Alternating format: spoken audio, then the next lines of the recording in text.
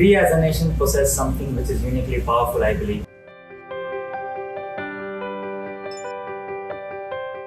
I'm talking about India's digital public infrastructure stack. So look at DPI as a super highway which we have built over last decade. That super highway enables delivery of public services which include financial services to the citizens of India. Using AI only from the perspective of productivity means or cost cutting would be selling yourself short. I think it is time to redefine DPI as we know today, from being digital public infrastructure to digital public intelligence. India has the advantage of scale, advantage of a billion plus Indians who are using DPI on a daily basis. We have more than 620 million DigiLocker registrations, 9.5 billion documents linked on those. In fact, 1 billion plus CERSAI records are there for CPIs. And you won't need 50% of real-time global transactions are through DPI. Since we rely on just the face, as you mentioned, in the active mechanism, in this era wherein we keep on reading about deep fakes, morph images, isn't that much of a concern?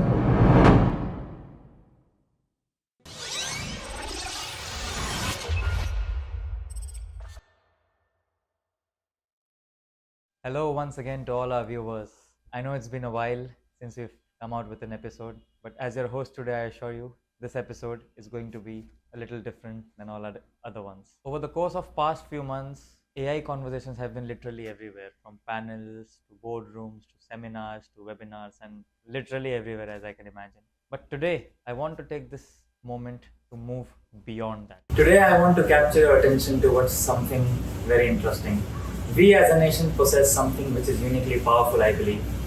I'm talking about India's digital public infrastructure stack that includes UPI, account aggregator, and things like that, classifying within the broader India stack architecture. The real question here should not be how do we use AI or how do we leverage AI. Rather, the question should be how do we integrate AI with India's DPI to build what we can call an intelligence stack. And to unpack this, we are joined by our guest today, Mr. Chirag Jain, who is the head and VP of DPI and Strategic Projects at HDFC Bank. Chirag sir has an innumerable amount of experience leading DPI strategies and GenAI implementations across HDFC in various verticals such as account aggregators, unified KYC, eKYC, to name a few. I would like to welcome our guest today, Chirag sir. Thank you so much for being a part of our podcast today. Welcome to Skillmine Tech Baithak. And it's truly a pleasure for us to have you here. Good morning, everyone. Thank you, Ashwin, for hosting me. We have been planning this for quite a few months. But, Right. Apologies for the delay, sir. I so wanted to do this with you because I believe that today myself and our viewers also can learn a great deal from your insights and experience. So I'm really looking forward to your insights today as I speak. The topic is so vast, but I'll try to add my 2 cents. I have learned over a decade worth of experience of working with banking and then using DPI to enable seamless journeys for the customer. That's just you're just being very modest and humble, sir. But I'm really looking forward to your insights. So I'd like to start by framing the big idea. So we often talk about India stack as a topic, but as we also mentioned that the topic is so vast that one probably needs to actually recollect their thoughts.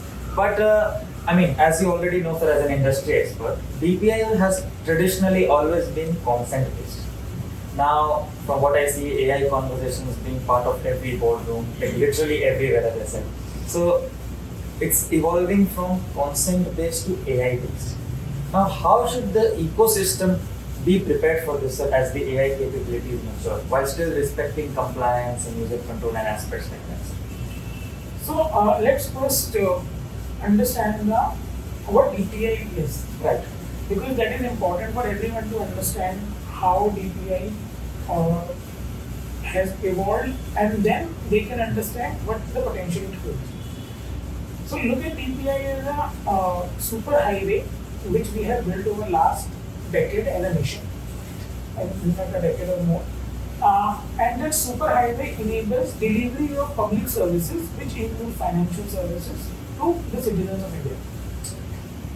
The access point to this superhighway is your identity authentication mechanism, which is Aadhaar. Now, once you're on that highway, when you're on any expressway highway, second thing you need is the fuel. Now we have the fuel, which is your payment infra, which comes from UPI. Because eventually, to move forward, to accelerate, you need that commerce layer, you need that UPI payment layer. Now, but once you want to go from one destination to another destination, you have an expressway, you have one entry, you have the fuel. But what next? You need a map. And that map is now being provided by the contextually rich data which comes from account aggregator, which comes from GST, which comes from other details. Once you have all these three things in place, then you can accelerate the delivery of financial services and create wow moments for the customers. Now, to your question around, given that consent is regulatory very important, now the DPI has become an act, it's not a recommendation of Shri Krishna Committee anymore. So, we have to think that consent currently is about asking the customer, can I collect your product? But it has yet to evolve fully that you are explaining to the user also that what you are going to do with this raw data. So consent from access needs to move towards consent for purpose. So purpose-driven consent is very critical, because once you have a purpose-driven consent, then only you can build insights which are in sync with user's intent. So if a user wants to solve a certain problem about his finances, want to understand if he can do debt consolidation, if he has multiple loans he has, or if he wants to find out how much surplus cash he is having.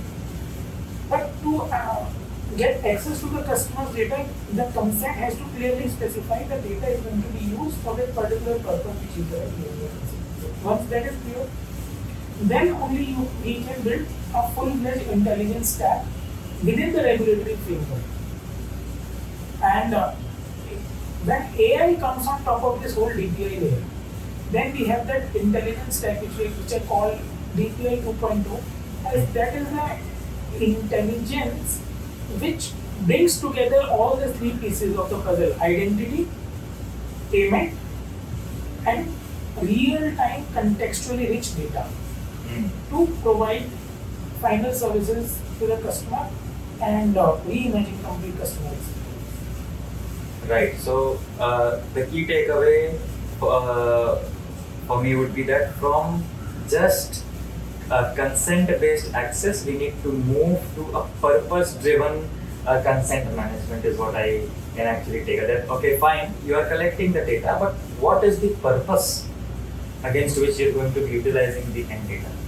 And not only limited to that, once the consent has been taken, the consent should be intelligent enough. So when I say intelligent, the consent is not only bound to the purpose, the consent has a definite shelf life. So if a user is using your services or any financial institution services for a period of 5 years, then the consent should auto-renew after 5 years. Right. If the service is one time, then the consent should auto-exhaust after one-time usage of the data. But is there a law, sir, like since you mentioned about DPI, is there any control or any law that mandates a particular time frame for the revocation? So now in the DPI, there are a couple of aspects which have been clearly enshrined. One is data minimization, consent, and second is about limiting the data usage only to the time frame that user is actually using the services. And if you look at the whole data architecture which has been utilized to build account aggregator framework, the consents are purpose-driven and the consents are time-bound. Right. So it has to be intelligent consent management and not just traditional consent management. Our viewers, please take note of that.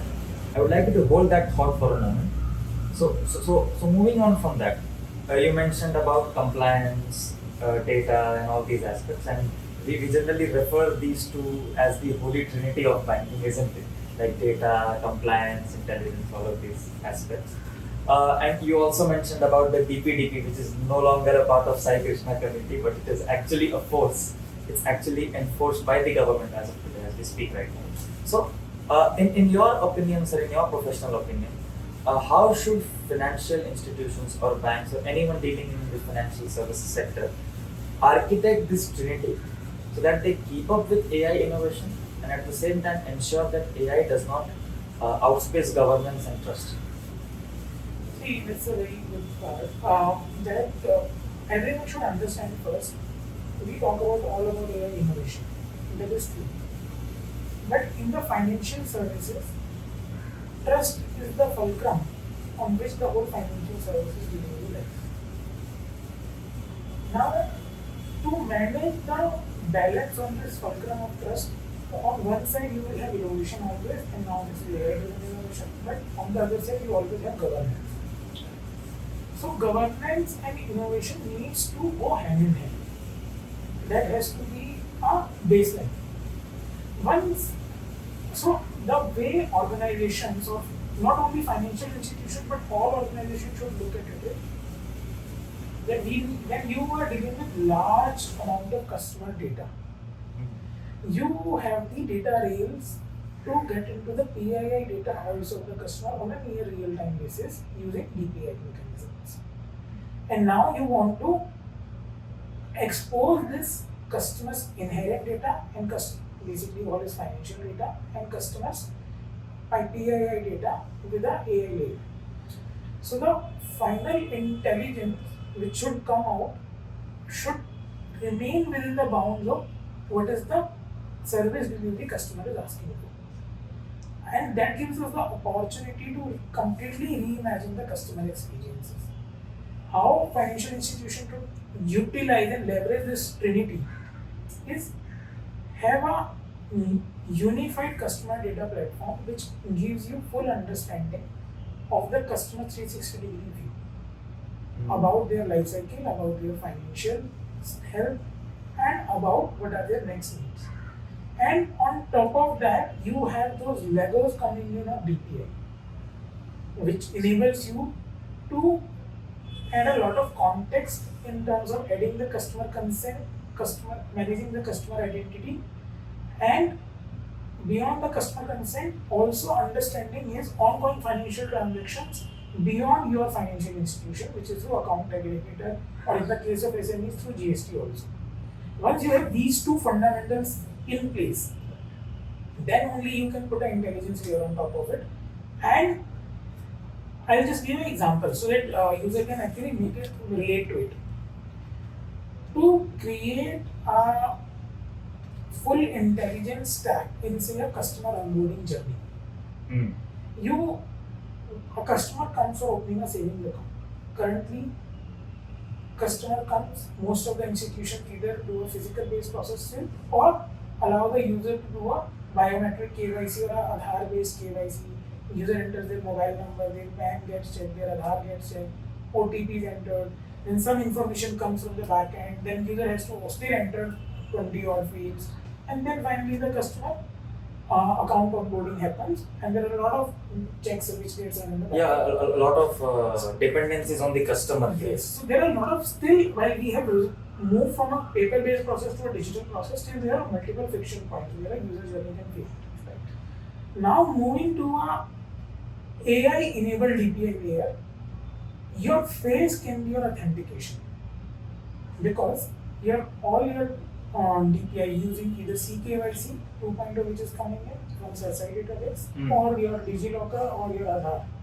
Your government identified photo identity is already there. All you need is your face as the entry mechanism where with the mobile plus face combination itself you can unlock the whole identity information which is lying at the backend. And not only that, but additional information which can come from CKYC, which can come from account aggregator. This is this mobile itself around what are your demographics, how many accounts you are holding, what is the nature of those accounts, and that itself should be good enough information to practically complete nearly 90 to 95% of the application in a single shot. You will need to only review the accuracy of that information which you have gathered from the DPI and the financial ecosystem, give his consent to use that information, validate that, and move ahead. In case there is any additional information he wants to add, he will do that. But with only his face, you can open a savings account with a face plus mobile combination. So that should be the user journey going forward, because you are able to match the face against his identity, and that should be the proof of the pudding. But sir, don't you think that, like, since we rely on just the face, as you mentioned, as being the entry mechanism, in this era wherein we keep on reading about deep fakes, morphed images, isn't that much of a concern here? So that will be a concern, but then there are technologies to capture and check the deep fake and liveliness. These are two important factors. And here the data, the information is being processed against the consent mechanism which comes from DPI. So now these two things are in sync. Then you can control the issues around deep fake. You can also identify location hotspot where the most frauds happen. So there are a lot of backend controls you can build, but those controls are lying at the backend and processing the customer's information. The customer experience is not hampered by that. So if there is a deep fake detected, the journey will terminate, or there will be a RM intervention which will come in. But for 90% of the users, it can be a completely automated experience which can be delivered. Correct. So again, as I mentioned, so you mentioned, sir, that governance and innovation need to go hand in hand. So these can't be looked upon in isolation. Yes. Again, notes for you viewers, that governance, while that is anyway there, innovation, we have to do it, otherwise we'll have to just plain and simple shut shop. Yes. I just didn't know how to say this otherwise, but yeah. So one important insight that always needs to go hand in hand, and secondly, we in the backend to ensure that maximum, to ensure basically a seamless customer experience, we need to have those robust controls in place in the backend, so that ultimately what we see is customer satisfaction and subsequently customer retention. Yes. Right, so that brings me to my next question, Chirag sir, that you mentioned when we're talking about AI that okay, governance, innovation need to go hand in hand, all will become AI driven obviously. But from what I see, sir, most of the tech leaders still limit the use of AI to chatbots, fraud detection, probably back-end automation and things like that. In your professional opinion, again, Chirag sir, since you're associated with HDFC Bank, which is the largest private sector bank in India, what structural shifts are required in Indian banks specifically that probably propel them forward in this journey and help them actually build a true intelligence stack on top of components like UPI or say an Aadhaar and things like that? So my personal view is that using AI only from the perspective of productivity means or cost cutting would be like selling yourself short, because AI is a fundamentally game changer to really reimagine the customer experience. But institutions which will look AI only from the lens of productivity improvement or Cutting costs, providing or having a fragmented experience across the multiple chains, the outcome will also be very limited. AI can actually break the ceiling which you are currently thinking in terms of customer experience, because see, today we always had almost for a decade now a DPI layer, and this is expanding in terms of scope as well as adoption. Now on the DPI layer, what additionally do you need? You need something which can run run at pace and create a hyper personalized experience for the users. To build a hyper personalized experience, you have the information available from account aggregator, you have the information available from DigiLocker, and using that you can create a service delivery which we call as segment of one. So if I am talking to for a banking need of Ashwin, I am only understanding the context of Ashwin, the financial needs of Ashwin, and then creating an experience for Ashwin. It is a very different experience, but will be created for Chirag, even if their demographics look same on paper. And how is that possible? See, India needs to skip the noise around having large LLMs. Yes, that will take their time and that will be required.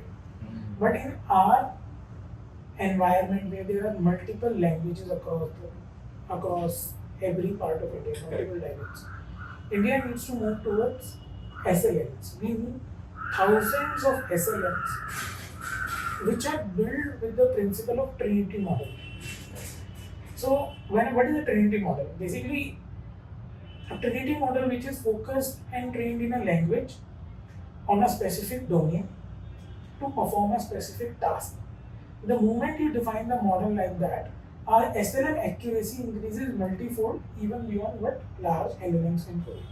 In an Indian context, it will be like a vernacular model trained in vernacular Bengali on the domain of microfinance to provide credit underwriting to shopkeepers. That will work far more beautifully in a hinterlands of West Bengal than any LLM trained model. And the experience which a small merchant will get out of it, he can have his full conversation in his local dialect Bengali. He will have far more trust because the conversation from the counterparty, the financial institution, is also in Bengali.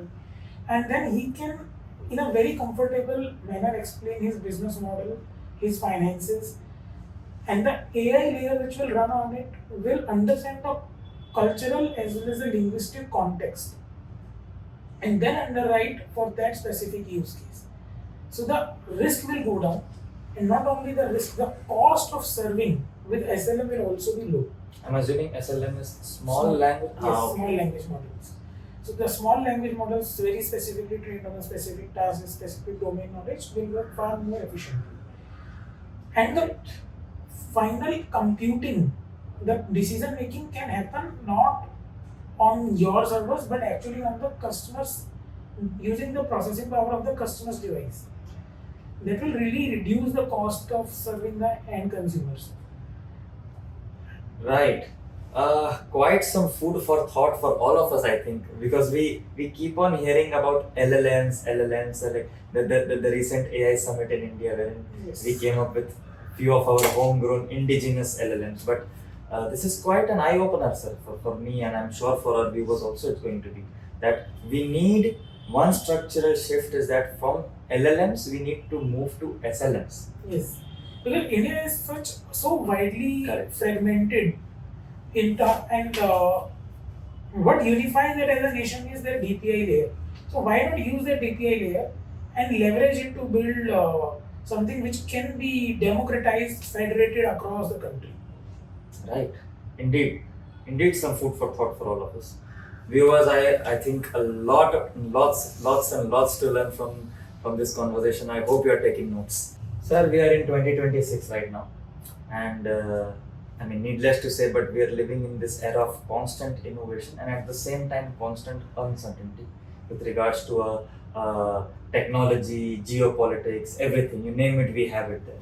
How are large Indian banks specifically looking at this and preparing themselves for the same? Sir, if I can just get some insights around that. See, very pertinent questions. Given that there is a lot of dependency on external tech, especially big tech from US and sometimes from Europe also. What right steps which we are taking not only as individual institutions but at a ecosystem level is increasing the adoption of this DPI further. But at the same time, we need to have a digital public intelligence also in place. Now, digital public intelligence is about having a common learning interface where all institutions use privacy enhancing technology like confidential clean rooms, where every institution can share their customers' data in an anonymized manner. And then you have very large segment of data on which centralized models can be built and learn. Those centralized models are models for Bharat. Now, once those models are there, the baseline models get trained and federated learning comes in from all the institutions. Then every institution can use those models, and those models can then will fine tuned by each institution as per their service delivery and their differentiation which they want to bring in. But by building a digital public intelligence stack, we will be able to compete in the global market with we have very large being the benefit of having a very large countries. We have very large data sets across each and every data type, be it structured data, be it financially uh, fine-tuned data, or be it unstructured data. We need to put all of that data together in a centralized public layer, but in an anonymized manner so that customers' privacy is not compromised. So that is one thing. Now, once you have those federated learning models and you are fine tuning them, you need to use them with your internal unified CDP, unified customer data platform, and large institutions should clean up their internal databases, have a golden record of the customer, which is the one single source of truth about that customer in that institution, and then use those federally built models and provide the services using that intelligence layer. The intel and the front end delivery also needs to change in almost all the large institutions. Front end delivery should be multilingual going forward. It should not be only in a couple of languages like Indian English. See, for any user in language builds a lot of trust. If you are speaking someone in their own language, there is an inherent trust which comes in. It is very civilizational in nature, very psychological. So utilize that power of AI to have multilingual models which can work in text, in speech, and interact with the user to solve to first understand their problem and then solve it. And to solve that problem, that's where your DPI and the intelligence layer will come. All the data models or the AI models which are running in the backend can enable that front end layer to provide that final service. I think it is time to redefine DPI as we know today, from being digital public infrastructure to digital public intelligence. Yes. I think This is the intelligence tech which is our inherent strength in the country, and we should really run with it. I think it's time to unlock the true potential, is what you're saying. Exactly. We've just scratched the surface. Right. I think lots and lots to go as individuals and as a nation, sir, as we move forward in this journey. Right. Thank you so much, sir, for all those insights. I'm sure that it's too much for us mortals to digest, but we will try our best to do that. Sir, we'll be having a very fun segment wherein I require some of your quirky answers, just probably filled with spice, if you can. Sure. Oblige, sir. So, it can be a one-word answer, it can be a one-sentence answer, but it has to be quick, sir. That is the key. So, please let me know, sir, what is the first thing that comes to your mind when I say the biggest misconception about AI in Indian fintech ecosystem? Productivity and debt reduction. Limiting it to productivity and debt reduction is something misconception. As I have said earlier, it's a chance to truly reimagine the customer experience from scratch. Right. The most underrated DPI pillar today. I would go with my favorite DPI, which is account aggregator, Right. and because it brings a lot of context, it gives a full 360-degree view, and really empowered as a complete financial coach to each and every individual. Right. One risk regulators are right to worry about. That's a very interesting and pertinent question. See, regulators are right to worry about systemic risk, and how systemic risk can arise is if model herding happens. Basically, every financial institution starts using the same underlying open source or same LLMs. Right. Then eventually the risks which are going to be in one model will be spread across the ecosystem. So model herding is something which we need to be always on guard for. Model. Interesting. And one opportunity, sir, that India has and no other country has. See, India has the advantage of scale, advantage of a billion plus Indians who are using DPI on a daily basis. We have more than 620 million DigiLocker registrations, 9.5 billion account documents linked on those. In fact, 1 billion plus CERSI records are there for CKYC. And you won't believe 50% of real-time global transactions are through UPI in India. Now, when you look at the scale which we already have, that is our inherent strength. We, and with account aggregator, in fact, in the first 6 months of the current financial year, there was 1.5 lakh crore which were disbursed across 1.5 crore loans. So, a very small ticket size of 1 lakh. So that shows that with DPI we can actually start serving the underserved customers. Bridge the layer using AI of trust deficit. So upgrade the trust between the individual and the institution by talking them in the same language which they understand. And rather than forcing the products, actually understand the need, understand the user's life cycle, and then start pitching the custom built products. That is what we need to do. I just feel like keeping on listening to you, sir, because there is so much to grasp and I mean it's as I told you earlier that for us mere mortals, I think there is a lot of study that we need to do. So when you work in the whole financial ecosystem and you work, so I worked across lending, liabilities, Right. payments over a decade, across strategic projects, and I was lucky that I worked on GST when it was getting launched in 2017. I started working on account aggregator back in 2019 and again started working when it started expanding in 2024.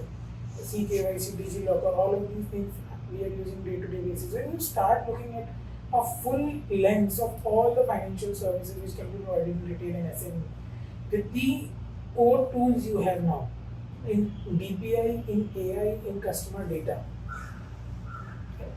then you are able to easily form a full picture. So it's not very difficult if Right. you are able to get that person. I take it that experience brings knowledge and knowledge brings wisdom. I hope I have kind of summed it up somewhat correctly, sir, if not completely. Yes, so you are completely right. Right. Experience builds a lot of context, Right. and knowledge enables you to solve problems faster and most relevant problems. Yeah, because this is what all our gurus also said, that knowledge is power. Yes. So yeah, being knowledge actually helps to being knowledgeable. Actually, you can change someone's life. And see, in the domain of AI, knowledge is not going to be the only data anymore. You need to have that experience to apply the knowledge with a lot of wisdom, Right. and with a lot of context. Well said. That's where your judgment comes in, Rightly and said. that's how only you can use AI to solve the right problems in the right manner. So keeping that, sir, so since you mentioned that the knowledge needs to be applied with the right wisdom, specifically in the Indian banking context, sir, how would you define the next decade, starting now, in the context of Indian banking, but not as an infra thing, not as an AI thing, but as a philosophy? What would be as per you?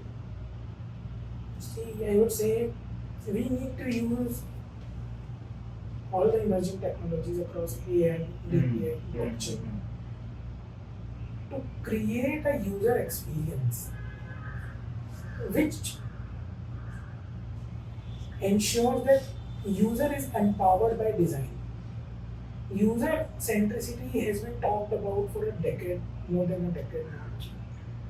But user centricity in terms of understanding his intent and basis driven by a purpose only, you are reimagining his experience so that he has the trust that my information, my data is not getting misused. It's only being used for what I want. So that empowerment by design is something I would say is very critical, which we should look for next time. Empowered by design. That is the philosophy that we must stick to, viewers.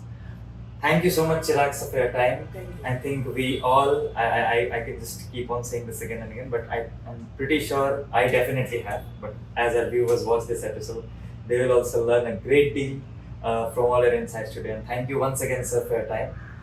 That's all from our side from episode 6. Till then, signing off.